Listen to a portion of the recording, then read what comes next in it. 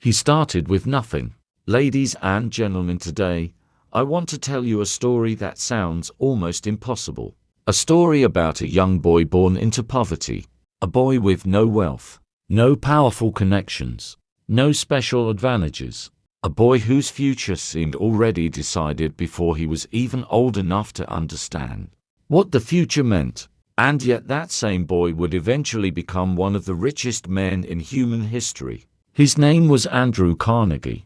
But this is not just a story about money. It is a story about vision, discipline, patience, and one powerful truth that most people never fully understand.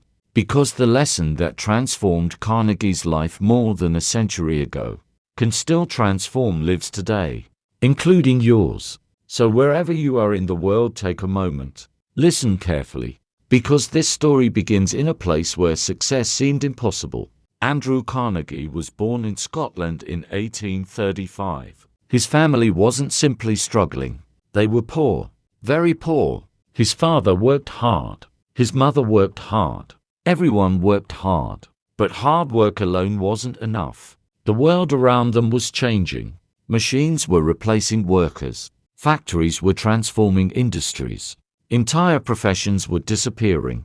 And suddenly, families who had spent generations mastering a trade found themselves with fewer opportunities than ever before. The Carnegie family faced a difficult choice: stay in Scotland and continue struggling, or risk everything for a chance at a better future.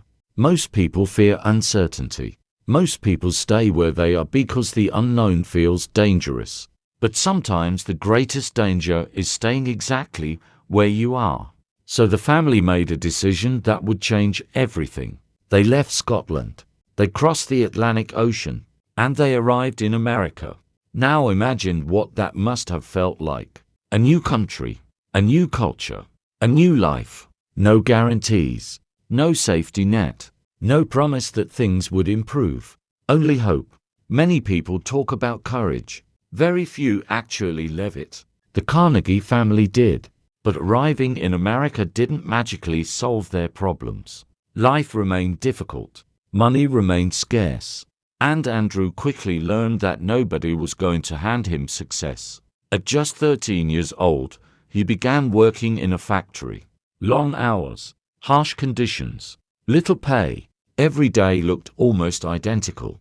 Wake up, work, go home exhausted, sleep, repeat. For many people, this would have become their entire life. And if we're honest, this is where most stories end. Most people never escape their circumstances, not because they aren't capable, but because they stop believing anything better is possible. Carnegie was different. He noticed something that would shape the rest of his life. Your circumstances can influence you, but they do not have to define you.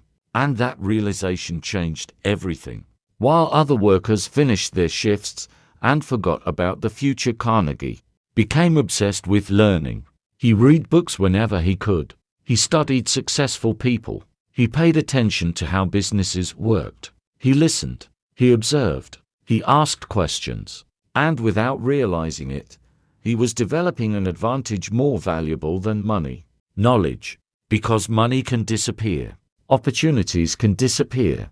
But knowledge stays with you. The more he learned, the more his perspective changed. And eventually, opportunity appeared. He became a telegraph messenger. To most people, it looked like a small promotion. To Carnegie, it was a doorway. Because the position allowed him to meet business leaders, railroad executives, entrepreneurs, investors, people who were shaping the future of America. And Carnegie paid attention. While others focused on completing their daily tasks, he focused on understanding how successful people thought. That distinction matters, because many people spend years working near opportunity without ever recognizing it. Carnegie recognized it, and he took advantage of it. Slowly, he climbed, step by step, position by position, year after year. Nothing happened overnight. There was no magical breakthrough. No lottery ticket, no lucky accident, just continuous improvement. And this is where many people make a mistake when they study successful individuals. They see the result. They don't see the process. They see the mansion. They don't see the years of discipline. They see the fortune. They don't see the thousands of decisions that created it. Success often looks sudden from the outside, but in reality, it is usually built slowly, very slowly. Andrew Carnegie understood that. And because he understood it, he remained patient while others became discouraged. Eventually, he entered the railroad industry. This would become one of the most important chapters of his life. At the time, railroads were transforming America. Cities were growing. Commerce was expanding. Entire industries depended on transportation. And Carnegie saw something most people missed. He didn't just see trains. He saw the future. He understood that America was changing, and the people who positioned themselves correctly would benefit enormously. This ability to see beyond the present would become one of his greatest strengths. Most people focus on what exists today. Visionaries focus on what will exist tomorrow. Carnegie was becoming a visionary, and the rewards were only beginning. Because what happened next would separate Andrew Carnegie from millions of other hardworking people. You see, Carnegie eventually discovered a lesson that many people never learn. Working for money can improve your life, but ownership can change your life. That idea completely transformed the way he thought. Most people earn money and spend it. Carnegie earned money and invested it. Most people focused on today's comfort. Carnegie focused on tomorrow's opportunity. Every dollar became a soldier. Every investment became a building block. Every decision was connected to a bigger vision. And slowly, something extraordinary began to happen. His money started working alongside him. Then came a realization that would make him one of the wealthiest men on earth. America wasn't just growing. America was exploding. New cities were appearing. Railroads were expanding. Factories were multiplying. Entire industries were being born. And all of that growth required one thing: steel. Massive amounts of steel. Carnegie understood this before most people did. While others looked at steel and saw metal, Carnegie looked at steel and saw the future. He saw bridges. He saw railroads. He saw skyscrapers. He saw an America that had not yet been built. And because he saw that future, he was willing to bet everything on it. Many people dream. Very few people commit. Carnegie committed. He invested aggressively. He built steel mills. He improved production methods. He reduced waste. He increased efficiency. Every year he searched for ways to become better than the competition. And this is something that deserves attention, because success rarely comes from doing the same thing as everyone else. Success often comes from doing ordinary things extraordinarily well. That was Carnegie's approach. He wasn't chasing shortcuts. He wasn't searching for secrets. He was improving relentlessly, day after day, year after year. And eventually, the results became impossible to ignore. His company grew larger. His influence expanded. His wealth multiplied. The boy who once worked in a factory was becoming one of the most powerful businessmen in the world. But perhaps the most fascinating part of this story is what happened next. Because many people assume that becoming rich is the finish line. Carnegie didn't see it that way.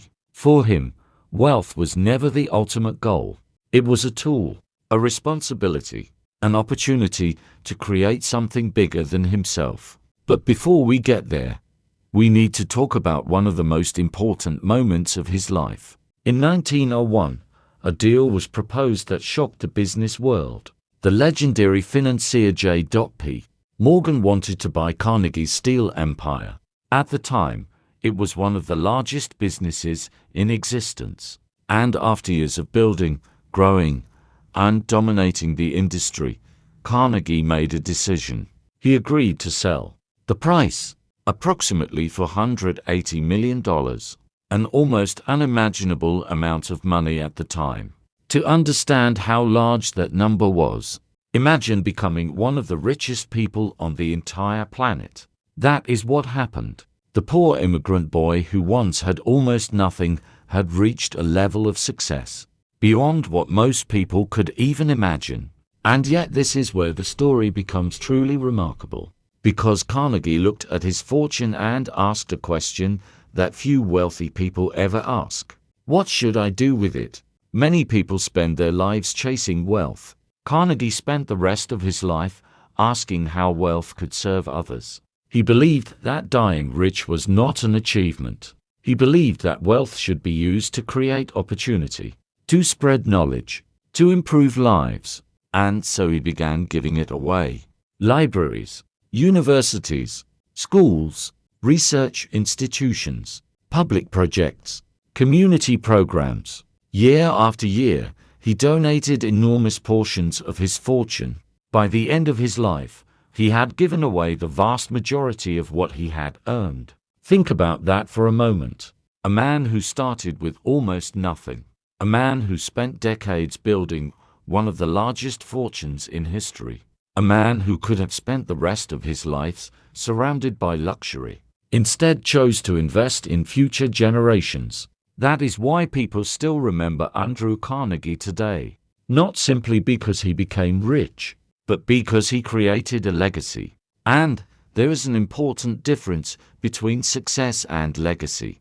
Success is what you achieve for yourself. Legacy is what remains after you're gone. Carnegie understood both. Now, my friend, let's bring this lesson back to our own lives. Because history is only valuable if we learn from it. What can we learn from Andrew Carnegie? First, your starting point does not determine your destination. Carnegie began with disadvantages, many of them, yet he refused to let those disadvantages define him. Second, knowledge compounds.